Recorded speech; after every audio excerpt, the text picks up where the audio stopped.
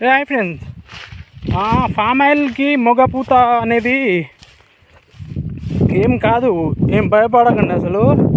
ఎందుకంటే చెట్టు పెరిగే కొద్దీ ఆటోమేటిక్గా కాయలు అవే వస్తాయి.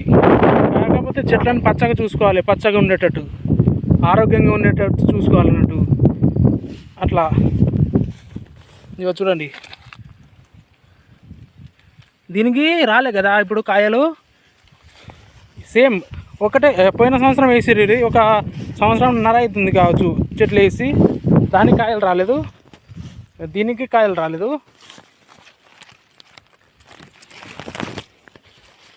దీనికి కాయలు రాలేదుగా, చూపిస్తాను అండి.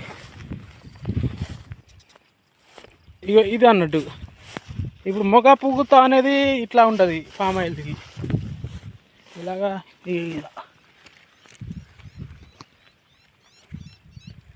ఇది మొగ పూత అనేది ఏం కాదు, ఏం ఫీల్, అది ఏం భయపడకుండా అన్నట్టు.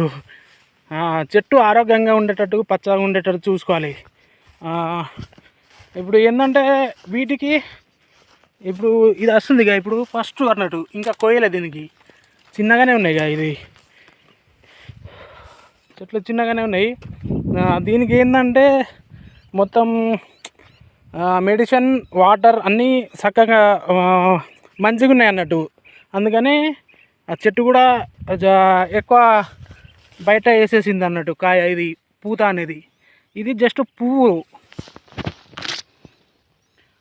మాత్రమే. తర్వాత రంగ చెట్టు పెరిగే కొద్దీ కాయ ఆటోమేటిక్గా వస్తుంది, ఆటోమేటిక్గా అట్లా అన్నట్టు. ఫామ్ ఆయిల్ ఇలా మొగ పూత వస్తుందని ఏం భయపడకండి. నీళ్ళు, మెడిసిన్ ఏమైనా ఉంటే అదే పురుగులు తినకుండా ఫామ్ ఆయిల్ చెట్లకి అలా చూసుకోవాలన్నట్టు. చెట్టుని చూసుకుంటే మంచిది, ఆటోమేటిక్గా అవే ఇస్తాయి అన్నట్టు కాయలు. Okay friends.